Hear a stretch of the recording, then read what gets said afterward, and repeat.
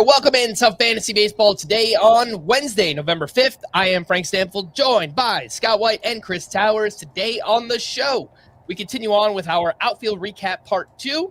Yesterday, we got through about 20 names. Today, we'll try and get through the top 40 or so. We've got some interesting news items to talk about as well, learning more about options being declined and opted in and all this kind of fun stuff. And I might have mentioned this yesterday, but if you want our outfield rankings, way too early rankings for next season, we are discussing those on the Express episodes just because we're talking about way too many names already on the full-length podcast. So we'll devote a little bit more time to the way too early rankings on our Express episode. You can also go to the website, cbssports.com, and there is a series of articles that go even deeper into these rankings by position, if you prefer to look at them rather than hear them. I will but also do point both. out, I mean, that's the best scenario, to be honest, looking and hearing. Total sensory overload. I don't think you should turn this podcast off to go read Scott's articles. I don't know if Scott disagrees with me, but I would say you should not do that. I will also point out, on a more serious note, very early, very limited ADP data is available for the first time today, as is the first round of steamer projections on Fangraphs. So you can go to NFBC, get a sense of some of the early, very early 20 drafts or so ADP data. But it's out there. It'll paint a little picture.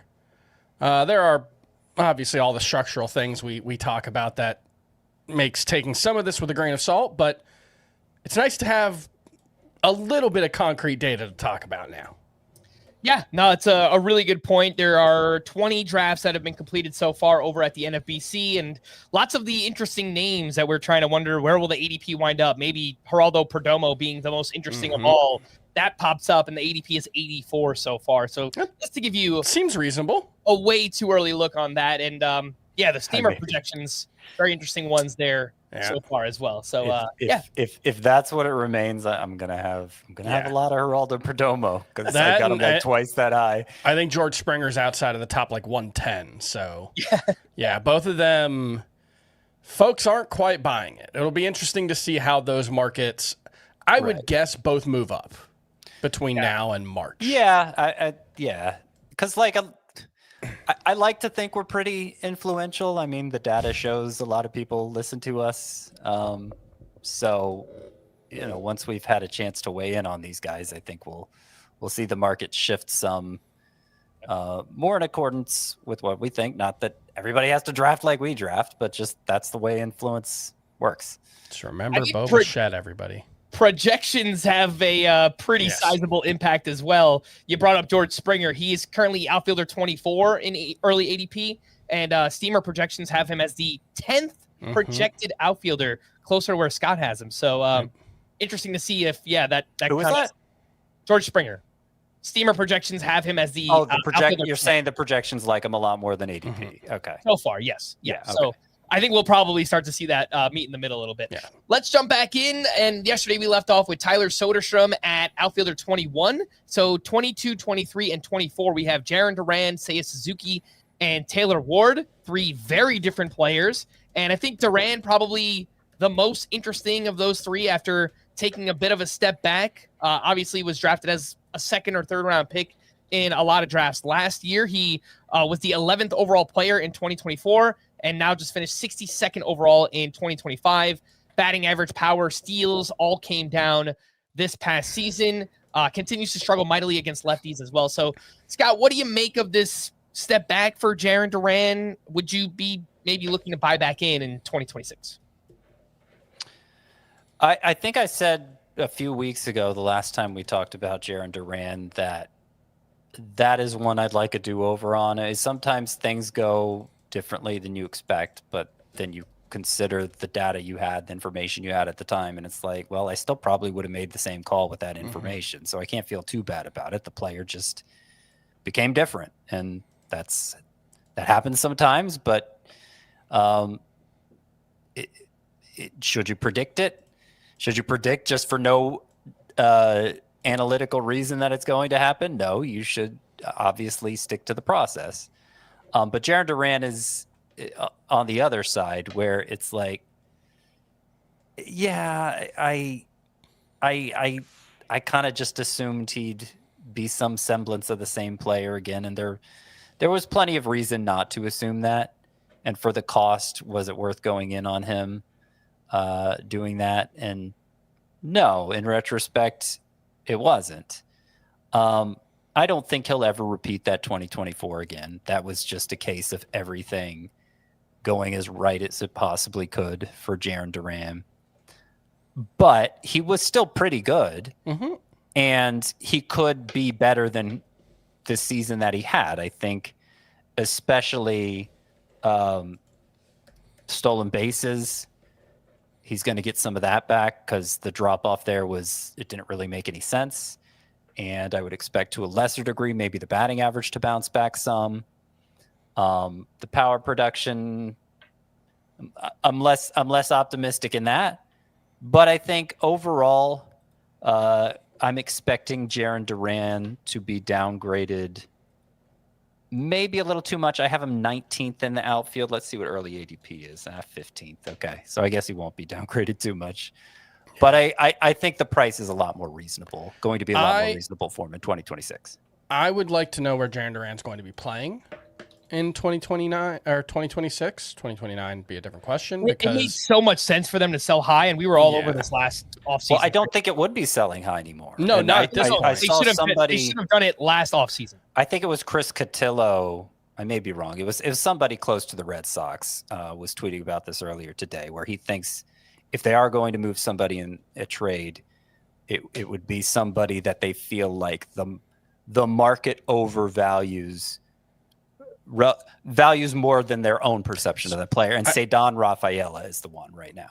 I could see that being the case with Jarren Duran just because I've seen a lot of discussion about like, oh, the Red Sox could trade Jarren Duran. Like Red Sox fans have been doing the like, would you take Bryce Harper for Jarren Duran straight up? And I feel like people think Jarren Duran's young. And he's not. Jarren Duran's 29 years old. Yeah. He has 3 years of club control left, so like that's valuable, but like 29, 30, 31 for a probably at this point corner outfielder who may not actually be an everyday player. I think he had like a 600 OPS or 620 OPS against lefties this season. And it was still a 5-win player. Pretty, right? pretty consistent with his career. When you're that established, sure. I don't think they start messing with your playing time too much. I'm just saying this is not a player that I expect to age particularly well. That might be more true for real life, but I could see a world where Jarren Duran takes another step back this season. His defense is unplayable in center field, and all of a sudden you're talking about a guy who's like a good hitter against righties, pretty bad against lefties, doesn't provide a lot of defensive value, and all of a sudden I could see a world where he starts to lose a little bit of playing time as a result of that. I'm not saying it's likely to happen this year. I think it's more likely 2027, 2028 as he gets into his 30s, but like he is at the point in his aging curve where we should, if we knew nothing else except that he's 29, we should expect his best season to have already happened. Mm-hmm. And that's almost certainly what happened, I think. Chris, anything else that stands out to you from these other two names here? Seiya Suzuki, awesome first half. Took a big step back in the second half, hit 213 with a 688 OPS in that second half. And then Taylor Ward, career year in terms of power, 36 home runs, 103 RBI. It's pretty good quality of contact here. Maybe even a little bit. I might be selling that a little bit short. But based on expected home runs, StatCast thinks he might have overperformed. His home runs were at 29. He hit 36. So any quick thoughts on Suzuki or Taylor Ward? Yeah, I mean, anytime you're talking about a player on a career best season, some regression should be expected. And Taylor Ward is a pretty good, but certainly not a great hitter. And even in his best season, he wasn't really a great hitter. I think there are clear limitations, clear flaws. This is absolutely a situation where the Angels should be looking to sell high on Taylor Ward coming off the season. Whether they will or not, I think is a different question. But yeah, I don't think anybody will draft Taylor Ward as if he's going to repeat last season. Nobody's ever really seemed to believe in Taylor Ward from a fantasy perspective anyway, so I don't think there's going to likely be a lot of hype. But I think, outfielder 21 is what he finished as last season, or 24, I guess. I don't think we're likely to see the likes of that again. So probably not someone you have to draft inside of the top 30. Probably not really someone you have to draft inside of the top 36. He'll be fine when he's out there. But I don't think a repeat of 2025 is reasonable to expect. The early expectations agree with you, too. I mean, again, it's very small sample. We're going to continue to say that for the ADP stuff. But Taylor Ward is currently the outfielder 38 in early ADP, right around pick 160. So that seems kind of fair for what he just did, and maybe expecting a little bit of a step back there from Taylor Ward. Before we hit our first break, a reminder that Chris and I are doing a live podcast at First Pitch Arizona later this week, discussing the biggest questions for 2026. We have created a Google survey. You can find the link in the podcast and YouTube description. Be sure to fill it out so we can get as much data as humanly possible. If you are going to be at First Pitch, make sure to pack a Hawaiian shirt because our podcast will be a live Kokomo Friday edition this Friday at, let me see if I get this right, 7 p.m. Arizona time, which will be 9 p.m. Eastern time. Are you going to be streaming on we will that as well? Be streaming on the Baseball HQ YouTube page. I think it will also be on our own FBT page as well. If it's not streamed live, then we'll have a video on demand. 7 p.m. Mountain? I think Pacific? That's right. And then it's 9 Mountain. Because it's weird when it's daylight savings. It's they're 2 hours behind, and then when right now they're 3. Savings, they're only 2 hours. They're behind. only 2. Okay, I know nothing. It's very confusing. Is Arizona unique in that way? Yeah, they don't. Okay. They don't observe daylight savings. Maybe it is Pacific time then. If they're It's I think it's Mountain right now. It's 7 p.m. Mountain time, 9 p.m. Eastern time. If you want to watch on Friday. What everybody's on Eastern, they know the conversion themselves. We don't have to do it for them. That's true. Does everybody have a Hawaiian shirt, by the way? Is that something normal people can just throw I got like 6 of them. Yeah, I have multiple. Well, you're not normal, Chris. Come on. That sounds like we need to get Scott a Hawaiian shirt for Christmas because I don't think he has so. That's what it sounds like. All right, let's take a break, and we'll be back right after this.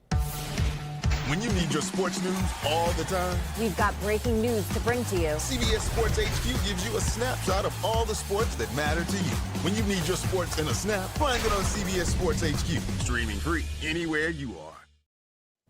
Welcome back in Fantasy Baseball today. Let's hit some news and notes. 2 surprising ones up top. So Trevor Story will stay with the Red Sox after choosing not to opt out of the final 2 years, $50 million remaining on his contract. And Shane Bieber has opted in with the Blue Jays for 1 year, $16 million. He definitely could have made more money than that on the open market, but I guess another year to reestablish himself. And if he has a Shane Bieber-esque season or anything close to that, maybe he's getting an even bigger payday next offseason. So I thought these two were at least mildly surprising. Yeah, and I think there's even a bigger surprise to come, but the Shane Bieber one, all I can figure is, look, the velocity held coming back from Tommy John surgery. So that work he put in at Driveline prior to having the Tommy John surgery, that held. But he wasn't as good as we expected him to be. And maybe he feels like he's just scratching the surface of that potential with that velocity. And he's really betting on himself to have a better showing in his first full year back from Tommy John's surgery and get a much bigger payday than he would have gotten hitting the open market, because he's worth more than $16 million as it is. But I guess he's betting on a long-term deal next offseason for much more than he would have gotten. It is a somewhat crowded field at starting pitcher, especially there's not really anyone you feel great about as your number one on this. Maybe Framber Valdez, depends how you feel about him. He's 32, had a really rough second half. Dylan Cease is an enigma.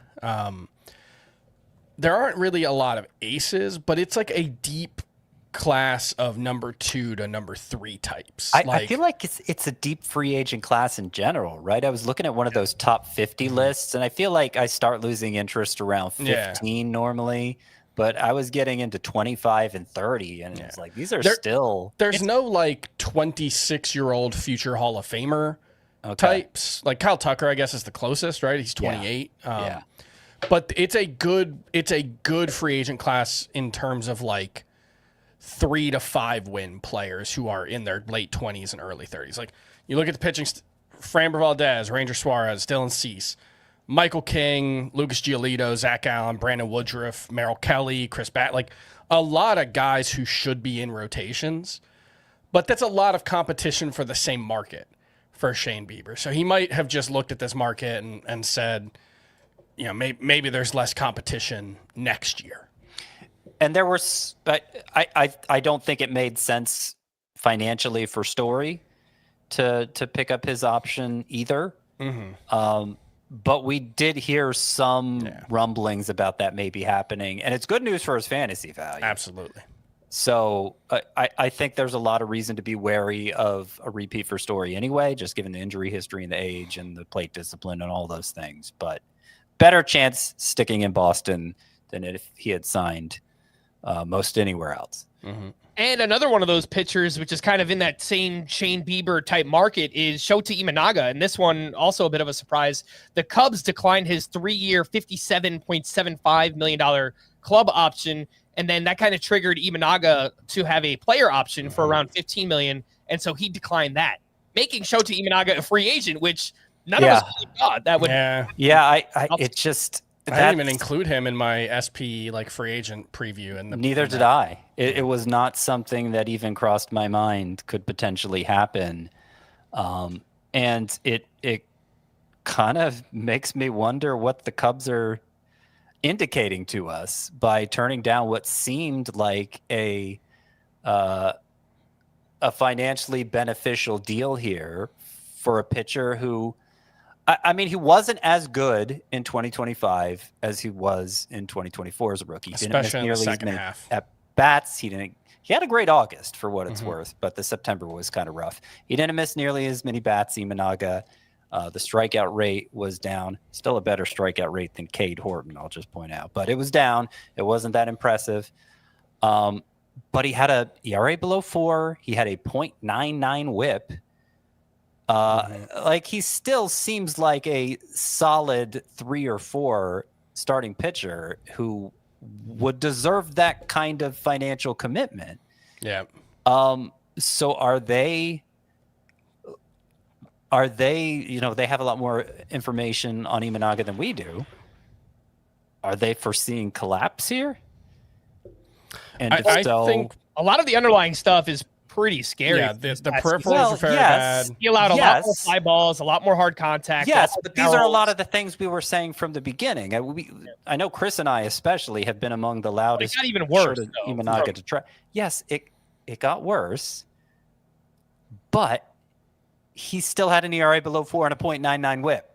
Like he was still good. And I honestly, I read it as one. I think the Cubs have a lot of faith in their defense to prop up middling pitchers, and I think they believe that if they have to throw out Javier Assad for a full season, they can get a 3.70 ERA from him or Jordan Wicks or whoever. I don't think that's necessarily smart, especially when you are the literal Chicago Cubs and you print money. Like there's no reason the Chicago Cubs should have to choose between Shota Imanaga and making a splash in free agency, but this is how they operate. Like the Cubs do not throw their money around in the way that you would think a team with that. And like, it does not sound like they're going to re-sign Kyle. Like nobody really seems to expect them to re-sign Kyle Tucker or even to really try. Right. I mean, so part of my thinking with this wasn't so much they're trying to say something about Imanaga, is just they're trying to cut. They're kind of cheap. No, not necessarily cheapness, but just every team follows a budget.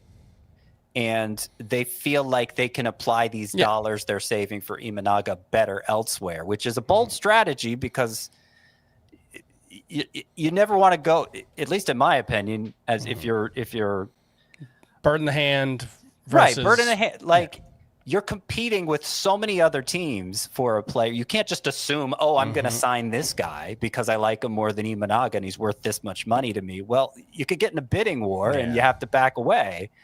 And then what do you do? Because you've already lost Imanaga at that point. So I don't know. They might be outsmarting themselves here a little bit. I think or they might be saying Imanaga's think That the Cubs might rotation, be in trouble? If the Cubs don't sign like Dylan Cease or someone, that rotation could be bad. I don't have any information on this, but I think that's the way that they're leaning, is that they're going to try and get maybe an upgrade over Imanaga here. Yeah. And just kind of free agent offseason prediction things I've seen kind of have them in the starting pitching markets. I talked to multiple Cubs fans who were like, we're getting Justin Steele back. He's going to and it's like, Justin Steele's coming back from the internal brace procedure. Go check out what happened with Spencer Strider next season. I don't think you can go into next season expecting Justin Steele to be great. I think you can hope for it. And the Cubs defense makes it more likely than in other spots, but like, I just don't think you can count on him. Yeah. Let's breeze through the rest of these. More options declined, leading to more free agents. Harrison Bader declined his mutual option. Rhys Hoskins and Jose Quintana both declined by the Brewers. Jack Flaherty will remain with the Tigers after electing not to opt out of his $20 million contract for 2026. So again, Flaherty back in Detroit. The Braves will pick up Ozzie Albies' $7 million club option. There was a little bit of question as to whether or not they would do that, but he is back with the Atlanta Braves. That would have been so silly. $7 million. Come on. Yeah. Chump change. The Mariners exercised Andres Munoz's $6 million option. Obviously, no surprise there. The White Sox exercised Luis Roberts' $20 million option. So perhaps hoping to rebuild his value and flip him in season if they can. That contract does not look good. No longer looks like, that's a fine deal for Luis Robert. He's been pretty terrible the last 2 seasons. Yeah, I mean, I didn't realize how bad it's been, but it's like his past 210 games played, he's a 225 hitting, 650 OPS type bat. It's not great for Luis Robert. Yu Darvish will miss the entire 2026 season after having surgery to repair a torn flexor tendon and an internal brace in his elbow. Fair to question whether or not we ever see Yu Darvish as a starter again, especially at his age and having that type of surgery. So we'll see. Dylan Cease and Michael King are also free agents. So my guess is the Padres will be very busy in the starting pitching market as well.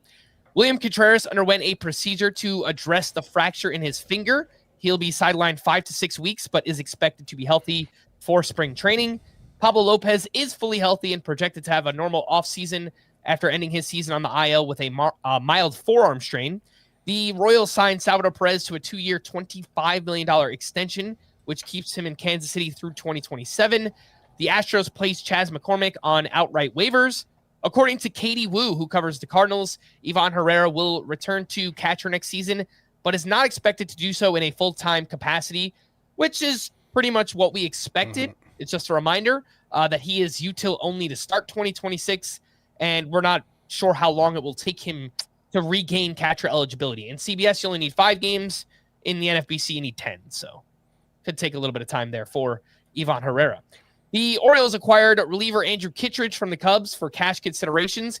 Kittredge was actually traded from the Orioles to the Cubs at the deadline and now sent back to the Orioles. So it's kind of like playing in fantasy football, trading someone a player for their bye week and then getting the player back afterwards. I don't know. It just kind of struck me as a weird transaction, I guess, for those two.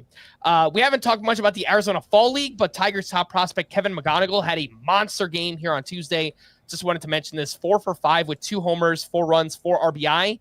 And through 15 games, he's batting .404, 4 homers, 1251 OPS, more walks than strikeouts. So this was expected. A prospect of his caliber should dominate in the Arizona Fall League. But if we see anything close to this in spring training, I'm going to lock him in now. Probably up on opening day. Lock him into the opening day roster right now. I'm calling it. And Tarek Skubal was in attendance for this game in the Arizona Fall League. Oh, he's saying goodbye?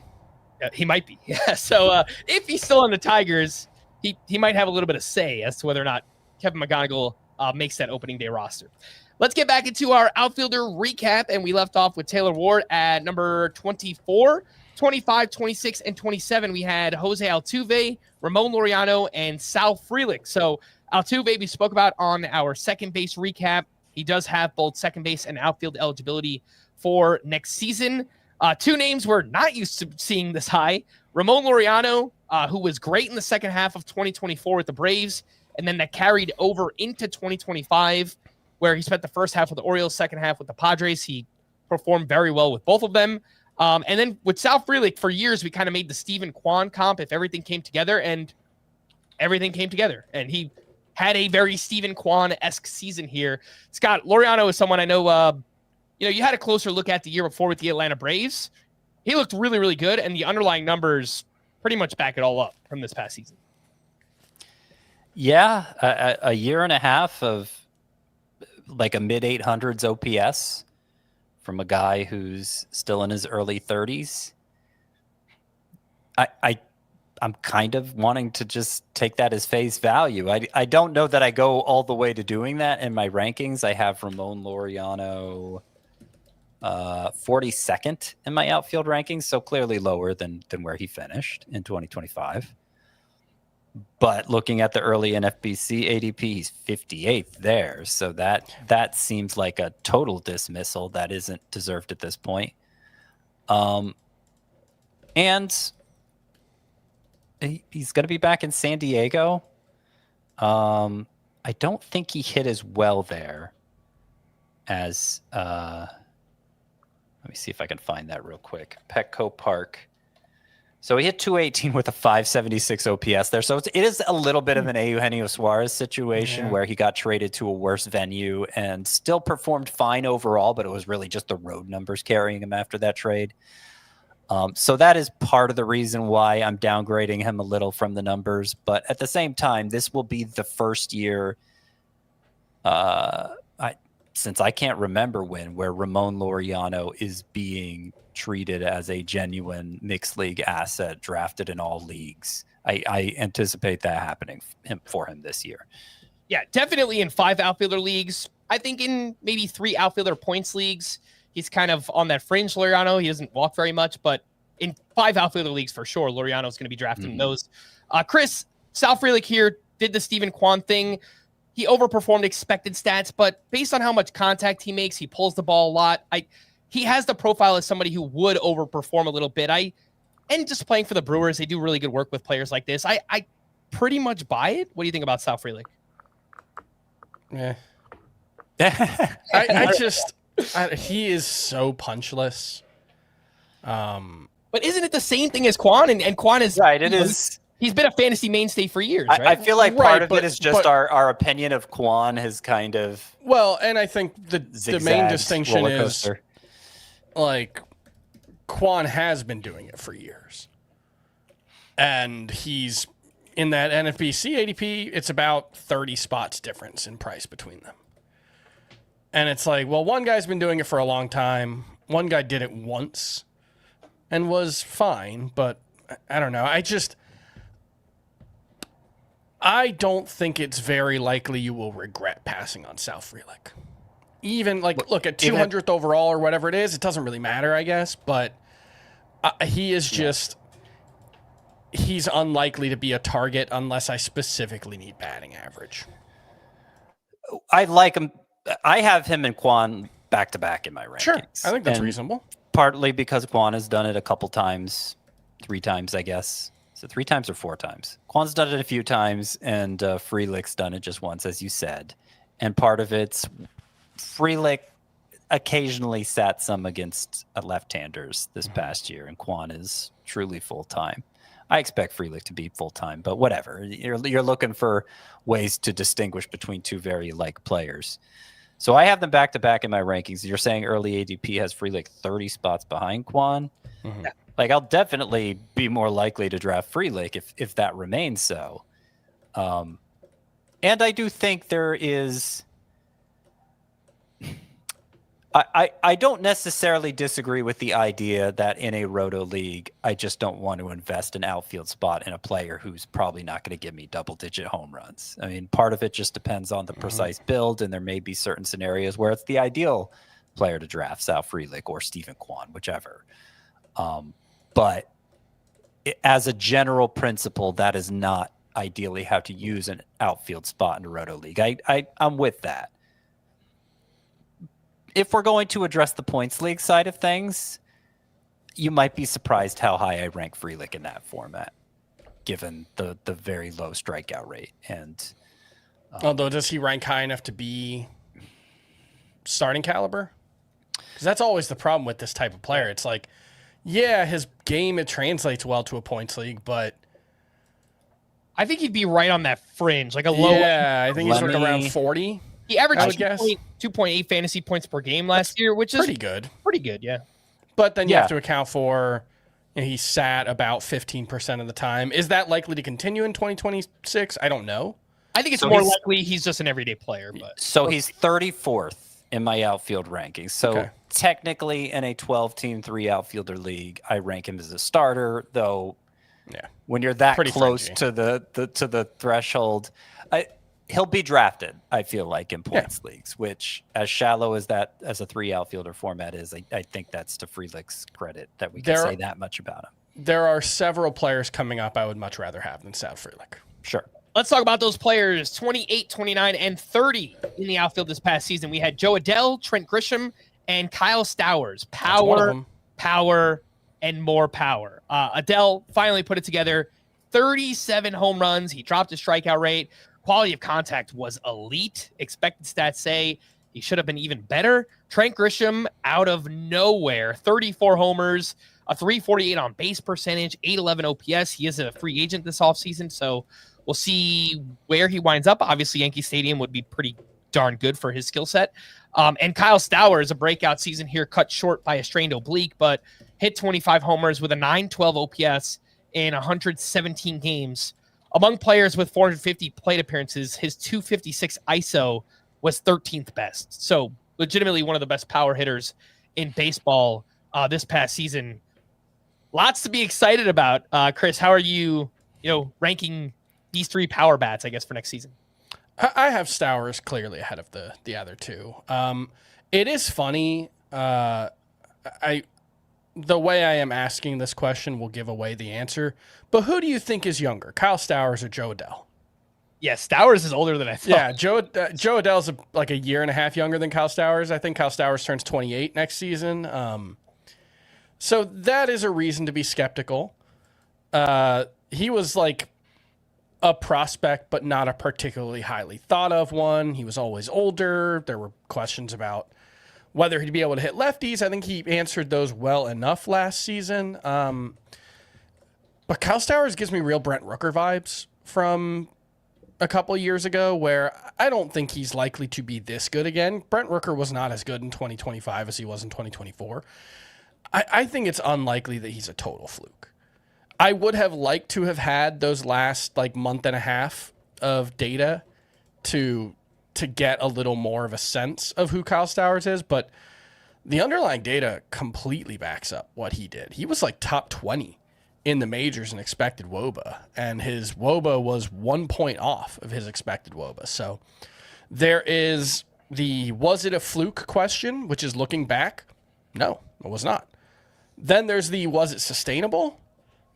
I think that's an open question. I would guess no. If you set the over-under at a 386 WOBA, I would certainly take the under. But can he hit 250 with 30 homers next season? I think that's pretty reasonable. Yeah. Maybe not the most likely outcome for Kyle Stowers, but I think it's well within the realm of possibility. And so, Adell, I think there's just always going to be batting average problems. I know the expected stats are better, but this is a guy who has never hit over 240 at the MLB level, 246, I guess, in 35 games in 2021. I think that's always going to be a problem for him. Grisham, he's a pretty good player. I'm fascinated to see what the market for him looks like, because I could see him getting $100 million. I could see him having to settle for a 2-year contract. I have no idea. I've seen that all over the place in free agent predictions. I've seen 2 for 30 for Trent Grisham. I've seen 5 years over $100 million. So I have no idea what the market is going to be for Trent. I think it just depends on if teams think he can play center field. The metrics weren't great last season, but he's been good there in the past. That's what's interesting about Grisham is he took this huge leap in performance. That's pretty much fully backed up by the expected stats. He underperformed his expected stats as good as he was, and yet you look at if you go line item by line item and what changed. The walk rate was better. The strikeout rate was better. The pull air rate was better. None of them were like an order of magnitude better, though. And so do those slight improvements add up to this much improvement in terms of performance? And you think, will those improvements left-handed stick, hitter, away from Yankee Stadium? left-handed hitter at Yankee Stadium, that must have been it. He must have been doing like Cody Bellinger and taking advantage of the short right field porch there. But no, that actually wasn't the case for Trent Grisham. It wasn't a Yankee Stadium phenomenon. Yeah, he was much hit better. 21 of his 34 home runs on the road, hit 269 on the road compared to 195 at home. So it's the out of nowhere aspect of it. The fact that there isn't some like huge skill improvement backing it up, and the fact that you can't even explain it by venue and environment. It all adds up to just, I don't know what to make of this guy. I'd like to think he's this good, because if he is, that sounds like a great number 3 outfielder for me. But when you're looking at him or Taylor Ward or I think Joe Adell will probably be drafted in a similar range. It's hard to think Trent Grisham is. Oh my gosh, Trent Grisham's being faded pretty hard actually early in drafts. So lots of skepticism there. Yeah. So okay. I think.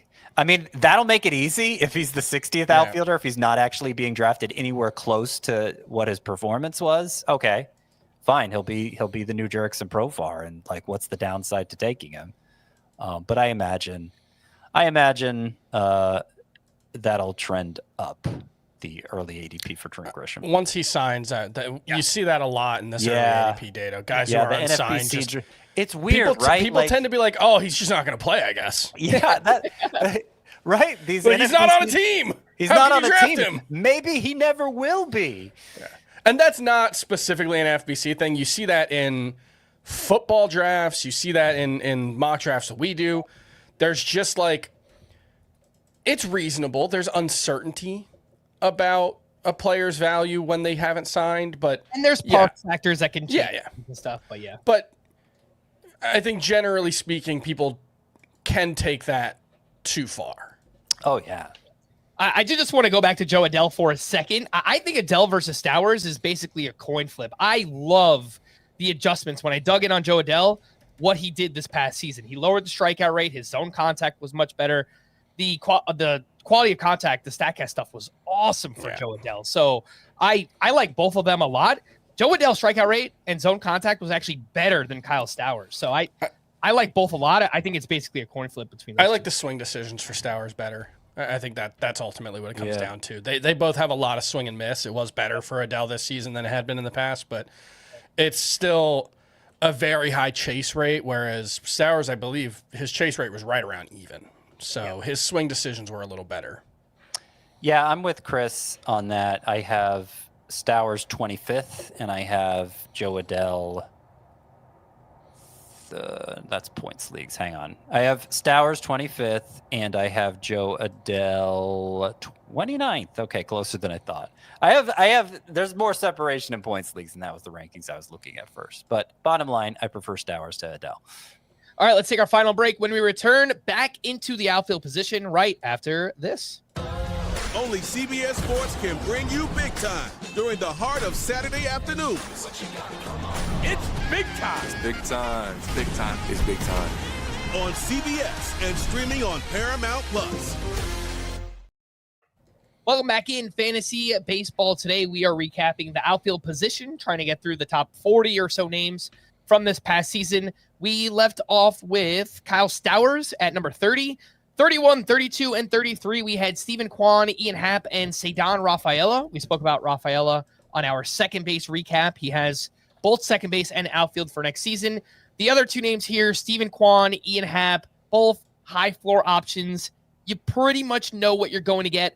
Wanted to point out with Stephen Kwan, not as big of a batting average boost as you might think. I mean, he's had some spike seasons, but his 4 years in the majors, it's been 298, 268, 292, 272. So there have been some fluctuations in performance there for Stephen Kwan, and Ian Happ is just a metronome for fantasy. You know exactly what you're going to get. 240 to 250, 20 to 25 homers, 10 to 12 steals, solid counting stats. And that's not a knock. I mean, that's a totally fine, like, third outfielder and someone who's actually a little bit better in points leagues as well as Ian Happ. I'm a little confused about Ian Happ because in that early ADP data, and look, it's only 20 drafts. It's very, very much in flux. He was 191.3. Last year was like 123. Nothing changed. Like the steals came down a little bit, but yeah. Like it's 13 to 6. That just sounds like normal fluctuation to me. His batting average has been right on. Like everything has been right the same place for 3 straight years. I'm kind of confused at I don't think anybody was baking upside into Ian Happ this time last year, entering his age 31 season. So I'm a little confused by his price dropping, but I'll take it. He's rock solid. He's not a difference maker, but he's just really nice guy to have around on your fantasy team. I wonder, and this probably isn't true for the NFBC crowd, which is what this ADP is for, as it would be for just like your own home league. But for the first 4 months, Ian Happ looked like he was cooked, and then he really turned it on the last 2 months. So the experience of rostering him probably was pretty frustrating. But I'm with you in the broader point that Ian Happ is underrated and perennially underrated. He's sort of like a tier below Brandon Nimmo, but the same phenomenon type, there where people just, for whatever reason, they find him underwhelming, but the overall production is consistently quite strong. Yeah, and Ian Happ did go on the IL back in May with a strained left oblique, so that probably accounted for his slow start to the season, but then, got back on track and basically did Ian Happ things. So I think both guys, I mean, if you play in deeper 5 outfielder leagues, they both kind of seem like pretty good discounts right now on Steven Kwan and Ian Happ based on some early ADP data that we have. 34, 35, and 36, we had Michael Harris, Heliot Ramos, and Wyatt Langford. Harris and Langford, I think, just much more dynamic for fantasy purposes.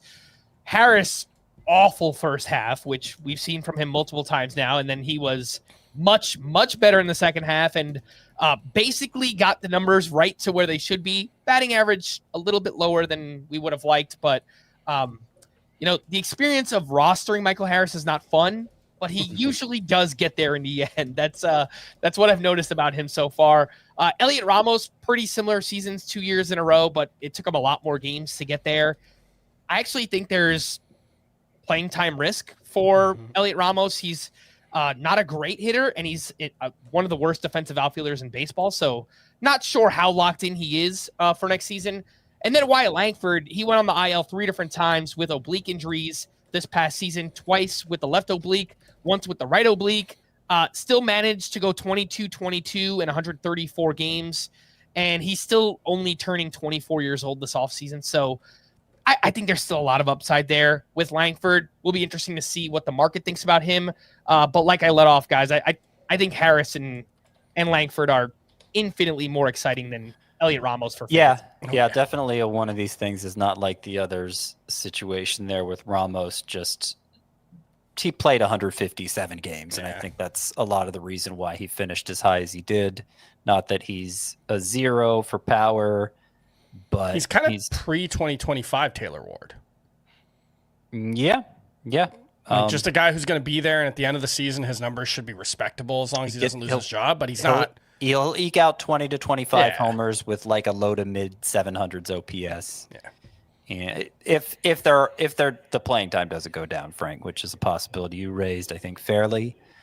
Wyatt Langford, though, to that point, we already know what the market's saying. He's the 11th outfielder drafted on average, and I think that's exactly where I rank him in the outfield, too. He's sandwiched between Buxton and Springer for me as somebody who hasn't quite delivered on that early round upside yet, but I at least feel like he has it, which isn't true for the outfielders in the in like the 12 to 20 range, at least for me. I am starting to lose. I don't know if I want to put it that way, that I'm starting to lose faith. The longer a player an up-and-coming player who's presumed to have stud potential falls short of that stud potential, the more you have to question whether that's still in the cards for him. I think in Langford's case, he's young enough that we're not to the point yet where we're seriously questioning it, but just looking at the overall hitting profile for Wyatt Langford, the exit velocities are a little less than we thought they were going to be. It did improve a lot this season, though. But it's like everything's good. Mm-hmm. Nothing is really elite. Right. And so my point there is I wonder if he's going to remain a liability in batting average. That's what the profile looks like to me between the strikeout rate over 25%, high pull air rate. The exit velocities were better, Frank, to your point, than I was remembering as I pull it up again. But the expected batting average was only 247. Mm-hmm. He actually hit 241, very similar to his rookie season in both cases. And that just may be part of the profile for Wyatt Langford and what keeps him from genuinely being an early round player in fantasy, even though the power speed production should be pretty good. Is he closer to Randy Arozarena from a 5x5 perspective? Or is he... at one point we were making like Kyle Tucker comparisons for him. Can he still live up to that? I'm leaning more toward the latter, but I'm building in the possibility of the former still in my ranking of Wyatt Langford. I'm going to give Wyatt Langford another year, and it seems like everybody else is. His price is basically identical to what it was last year in these early drafts. This is an unfair comp, and I want to be clear that this is not who I am saying Wyatt Langford is. The fantasy community's response to the early career Wyatt Langford, where it's just like it doesn't matter how disappointing and frustrating he's been so far, we're just going to keep drafting him as if he's a borderline elite player. It's giving Nomar Mazara vibes. Like just a guy who just got endless benefit of the doubt where the production just was not justifying it. But he's already done more than Mazara did, right? Early career? Not really, man. Nomar Mazara enough credit. Mazara's second season was 20 homers, 101 RBI. Oh, wow. All right. But, like, he wasn't a good hitter. It was just he hit a ball 500 feet one time, and he was super young. He had really good skills and was a super high prospect. But, like, the skills were pretty iffy, and I think Langford's better than that, to be clear. Yeah, but he's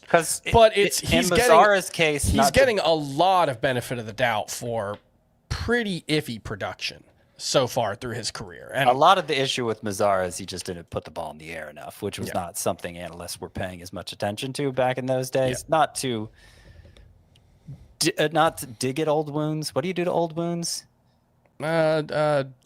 Scratch at.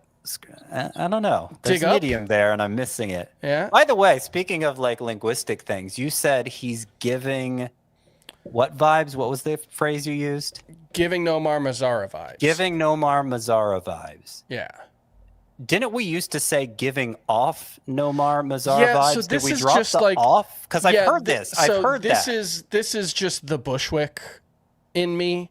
Where like these kids, so I'm 37. I had to check what year it was to make sure, but I'm 37.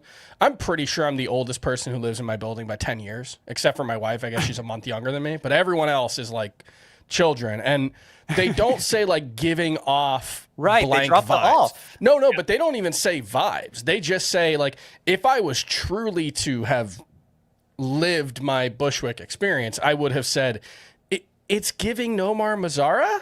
So they dropped off and they dropped vibes. Both. Yeah, it's just giving the noun. And it really bothers me.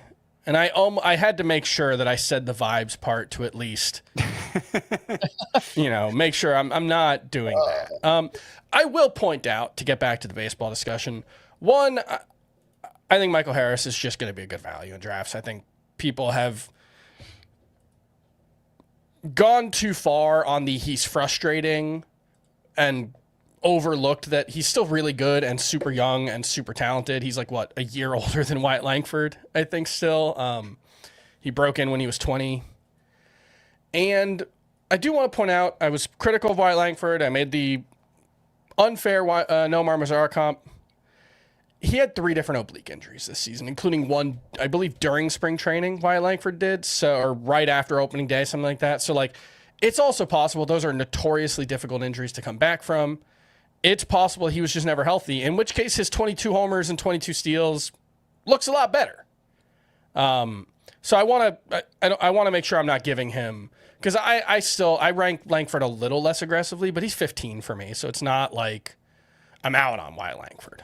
Yeah, I'm still all the way in. I give him the benefit of the doubt for the injuries this past season, and I know we don't talk about like WAR too much on players, but like Nomar Mazara was never even a 1-win player. Sure. And Wyatt Langford was just a 4-win player. Like, he's an amazing defender. A pretty good defender, yeah. I think we kind of put him on a pedestal so far, and that's a lot of like the fantasy community is doing and stuff. But if you think about what he's done at such a young age already, like being a 4-win player, going 22-22 with like an okay batting average, like I think it's still pretty impressive what he's done. But yeah, maybe the batting average doesn't get there, but it wouldn't surprise me one bit if next season he goes 25-25. And like the counting stats being down was kind of a product of just the Rangers not being great. Oh, yeah. So, although I would expect him to go 25-25 just with a batting average in the 250, 260 I just don't know how I feel about that offense, though. It might be a pretty mediocre offense. It's getting old fast. They might be tearing it apart, too. Yeah, they're old. Yeah. So I'm not as down as the Nomar Mazara comp. I want to, like, I feel like that's going to get thrown in my face at some point. I just want to say, like, it's just with that we're giving him the benefit of the doubt that he hasn't necessarily earned yet. And, like, the likeliest outcome for him and Randy Arozarena is probably very, very similar. Right. Yeah. And Arozarena is going to be a lot cheaper. So if you're playing... I feel like people are just... I'm looking at some of the comments now, and it's just like all they heard was negatives. And it was probably just a case of us throwing too many thoughts out there at once.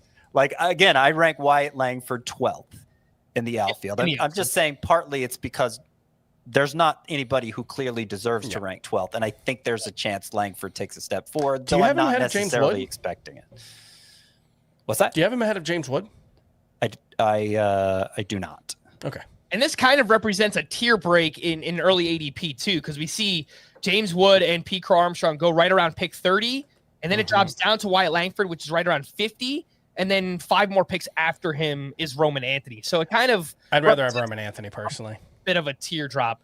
I like Roman Anthony a lot. I don't think I could get there yet. I think he's already a much better hitter. His early the steals are different, but yeah, I could see the power being better for Roman Anthony right away. I don't know exactly if he's going to run as much as Wyatt Langford. Yeah. The early I like Roman Anthony. I think there's definitely production beyond what his rookie performance shows, but early ADP is showing him 12th in the outfield, and I think that's gonna take me out of the running. My early ranking is 20th. I know we brought up Randy Arozarena a few times and just kind of making, player comps to him. I think Michael Harris's kind of early ADP right around 93, going like 7 spots after Randy Arozarena. I think that's perfect. I think we have finally valued or starting to value Michael Harris where he should be. If you look at his career, you should basically expect 260 to 270, 20 homers and 20 steals. And that's close to what we should expect from Arozarena. Maybe a little bit lower batting average, but I think pretty similar projection for both of those guys. Also, and probably batting 6th or lower in the lineup, and RBI and run production is going to be a little underwhelming as a result. Yep. We're just giving O'Neal Cruz the benefit of the doubt. I know we're not doing an ADP show. He is 17th at outfielder right now. It won't be me who does. That's not going to be me. Not going to be me. Yep. Continuing on with the top 40 outfielders, I'll just kind of lump these last 4 together here. But 37, 38, 39, and 40, we had Lawrence Butler, Teoscar Hernandez, Mickey Moniak, and Alec Burleson. You know what? I'll throw one more in there. Ronald Acuña. He was the 41st outfielder. I'm gonna draft Ronald Acuña ahead of these guys personally. Yeah, I don't know about you guys. I don't know, like, hot take. He only ranked this low, obviously, because he only played, 95 games or whatever it was. But obviously, when he played, he's a first rounder. 290, 21 homers, 935 OPS, and his full season pace, Acuña, was 35 home runs, 126 runs, and 15 steals. And even if he just did that or came close to that, that's a first round player. So, yeah, he's a first rounder. There's no question. I think Very clear. Ronald Acuña is probably closer to 5 than 15 for me, I would guess. Otherwise, I don't know. Burleson, Teoscar.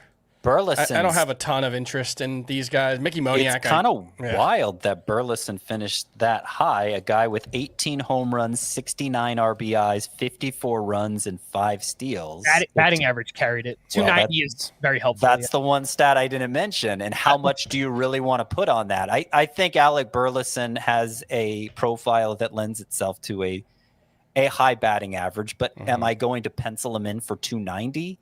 I think if he hit 275 instead, a very realistic outcome, then the Roto formula wouldn't like him nearly as much.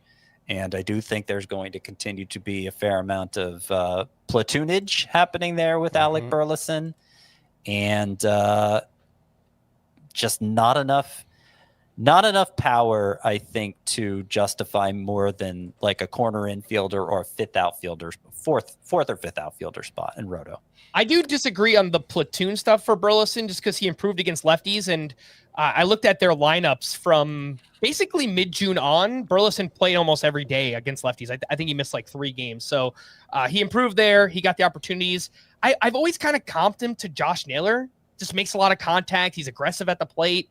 I think the batting average will be pretty good. I don't think he's ever going to steal 30 bases or anything crazy like that. But a 275 hitting, 20 homer, good counting stats, because I think he's going to play every day, 8 to 10 steals. It doesn't blow you away, but I think it's just like a rock solid player. I think the counting stats have to be there, though. I think they're going They weren't last year. I think they will. But. Yeah, even 2024, it was 149 combined runs and RBI, so right around 1 per game. He hasn't. That was one thing with Josh Naylor, even before he really broke out, is he would put up really impressive RBI numbers for his pace, and we haven't really seen anything like that from Burleson so far. So, partially that is the lineup, although Josh Naylor was playing in some pretty bad lineups for a while in his career. But I don't know. I think Burleson is the most interesting out of Teoscar, who's just kind of not that different from Heliot Ramos, I think, right now. Probably better, but I think the playing time is much more guaranteed. Yes, that's so but the contract. I don't know, man. The contract is what it is, and they seem to like him for clubhouse reasons. And Shohei is a very close friend of his, apparently, and all that. But the one thing the Dodgers have is just a ton of corner outfield talent coming up, and maybe not. It might not matter in 2026, but I think Teoscar Hernandez is not an everyday player well before the end of this contract. Whether that's 2027. I don't think it's going to matter in 2026. I think they're Hope pretty, and Josue De Paula. Yeah, and also I think Mike they're too far away. Sirota. Yeah, and who's the other guy?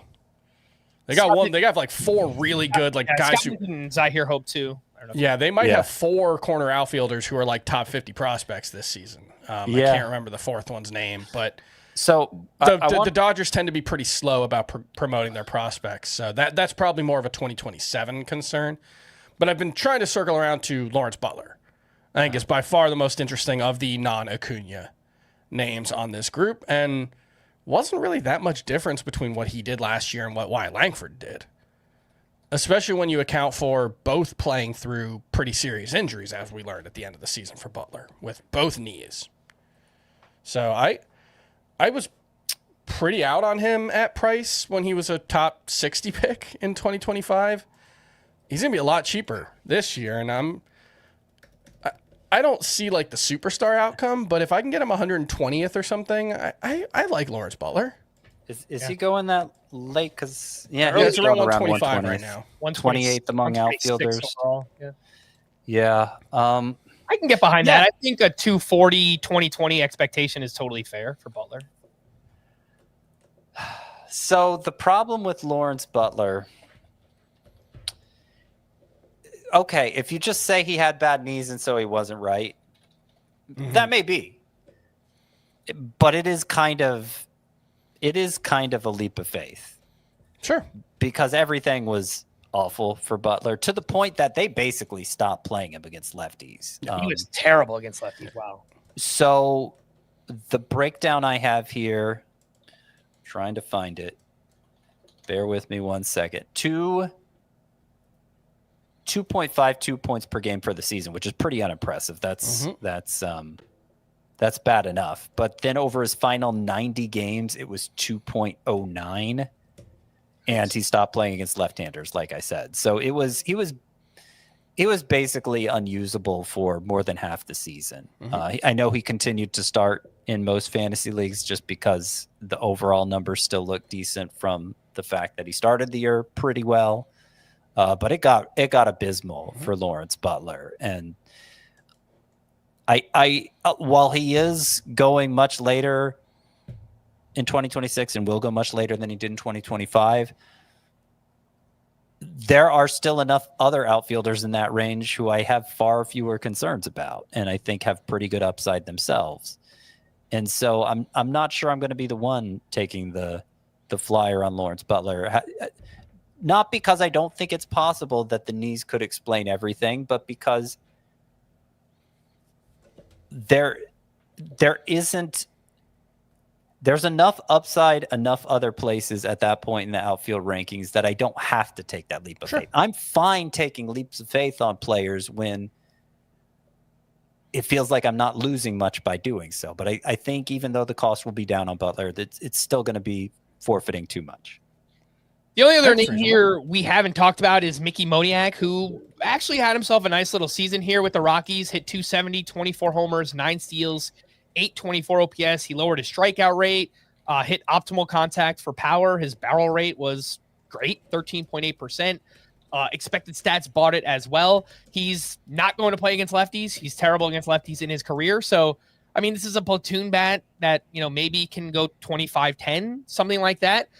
But the ADP is also much lower than any other name we just talked about. So he's outside of the top 50 outfielders being drafted. I don't know if that's low enough for you guys to maybe take a stab or a late round flyer on Moniak for next year.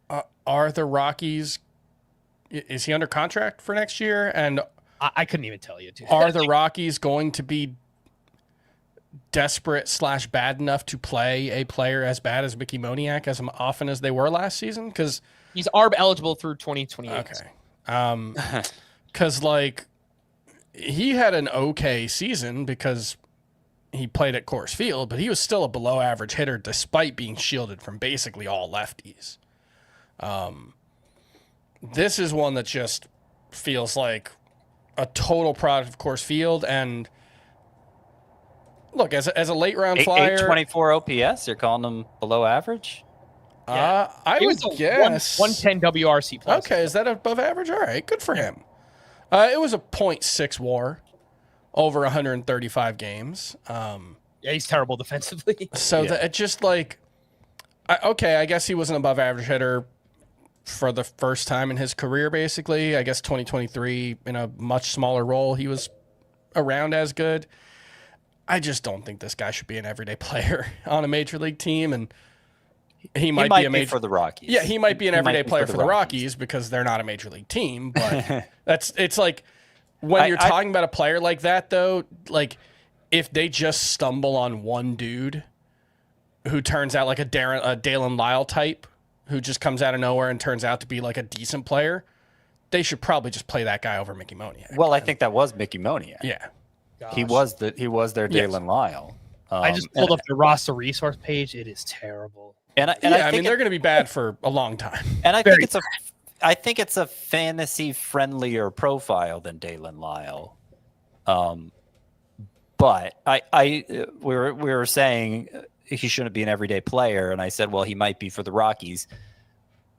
But I don't think even he will be for the Rockies because he wasn't this past year. And that was the biggest problem. Mickey Moniak's performance I was perfectly fine with for fantasy. He just didn't play enough for it for him to be that impactful in most fantasy leagues. I think he's just a fifth outfielder, and I think it's perhaps more likely he takes a step back than he takes a step forward by playing more in 2026. Some big names that we have not mentioned so far in our 2-episode outfield recap here. These are ranked inside of Scott's top 36 outfielders. Again, you can read more about them on the site. But there's Roman Anthony, who's the outfielder 20, Jackson Merrill 23, Jacob Marcy 34, Luis Robert 35, and Jerkson Profar 36. We will talk about some of those on the Express episode. So again, make sure to tune into that if you want to hear about like Roman Anthony and Jackson Merrill. And we have all off season to talk about. We should also mention Chandler Simpson. Yeah, he was actually the next group up. He was the 44th ranked outfielder this past season. And look, he's going to be a fascinating player. He had 44 steals in 109 games. He also had 26 RBI, and he graded out as a terrible defender. I think there's real playing time risk. I don't even know if he's an everyday. He might lose his job by like May or June. I think he opens the season as an everyday player for sure. I agree with that. And then it's just, I think the leash is going to be very short for him. I think Kevin Cash likes him a lot more than the front office does. That's just me kind of reading in between the moves each of them were making in terms of how much Kevin Cash is playing him and the front office sending him down in spite of that. But yeah, he's a curious player. I didn't mean to steamroll your point, Chris. Go ahead. It's just if he can be average in left field, which is a really low bar. Like, especially when you have that kind of athleticism, you should be able to just you should be able to sprint your way to average in left field. He's got a decent arm. Like, was he a second baseman? Did he transition? Yeah, so that was some of the concern. He was really bad defensively in the minors as well. Yeah. So. Yeah, and but it is the sort of thing where when you're that fast, and it hasn't always worked out this way, but a lot of times players who are bad defenders in the minors very quickly improve in the majors defensively. And with Simpson's speed, I think it's a bet worth making. And to your point, defensive metrics are extremely volatile. I mean, they can change very quickly year over year. So, and the thing is, he's such a poor hitter for power, and he also walks so rarely that this is a guy who probably needs to hit 290 to keep his head above water as a hitter. Yeah. And that's if he's an average defender. If he's an average defender and he's hitting 290, that's a valuable player no matter what his limitations are, and he's going to play every day, and he's going to steal 60 bases, and it's going to be a return to the Michael Bourne, Juan Pierre days, like the truly punchless base stealer that we don't see a lot. He could be a real outlier in batting average, steals, and maybe even runs if he's at the top of the lineup. Could be. But it's a real thin margin for error that we're talking about here. So I think Chandler Simpson's going to be a fascinating player for fantasy. I think there are going to be people who take him as a top 24 outfielder. I think there are people who will not rank him in the top 40. I am 39th for what it's worth. I think I'm a little more optimistic, but for some reason I'm blind to I've got him 27, so I'm more optimistic. It's and I don't mean for this podcast to go on forever, but it kind of gets back to what I was saying about Sal Frelick for Roto. I just think it's bad practice to devote an outfield spot to a player with that little power. If you have to go after Chandler Simpson, it means you did something wrong early in the draft, or maybe you shouldn't. Maybe it's not so much a blame thing, but things went wrong in the early rounds of your draft, and you're having to correct in a really extreme way. Not even wrong, but it's just a very specific build. If you start your team with like Corbin Carroll and Cal Schwarber and Cal Raleigh, like two of those guys. Yeah, or Corbin Carroll and Cal Raleigh. Those are great players who have real strengths, but batting average is not among them. And steals, Corbin Carroll will steal a good amount, but Chandler Simpson could lead the league in steals pretty easily. So I can see a world where that's a sacrifice you have to make, but I don't think you should go into your draft thinking in a Roto league, Chandler Simpson's a big target of mine. It has to be because because if you miss on that, it completely throws off the rest of your team. And because it's also okay, what if you took, I don't know, Jackson Chourio and Tarek Skubal with your first two picks? Well, then Chandler Simpson's a horrible pick because there's just no way you're going to be able to make up for the deficit he puts you at in RBI and home runs especially. But maybe he might be a 65-run guy even with his speed. So it's a really narrow path to walk. And there are other ones like that. I think Kyle Schwarber kind of represents a pretty narrow path to walk if you take him in the second round. You're putting yourself at a big batting average liability. You're putting yourself in a spot where he's counting a stats monster. no, he's in awesome. But like, categories. I'm not saying it's a bad pick. I'm just saying like, it's a pick that you have to be very conscious of the rest of how the rest of your draft goes. But it's easier to do that with your second round pick because you know you already locked it in. Right. No, building your team around getting Simpson and you miss, completely throws everything off. 100% agree. Almost a player that, like, if you want him, join an auction and nominate him first to make sure you get him, kind of thing. You know, he's that unique of a player where if you want to kind of build your strategy around getting him, you need to know that he's on your team. It's a very, very interesting player there with Chandler Simpson heading into next season. We are going to wrap there for Scott and Chris. I am Frank. Thanks as always for tuning in to Fantasy Baseball today. Please make sure to follow and leave a 5-star rating on Apple or Spotify. And we will be back again later this week, live from Arizona. Bye-bye.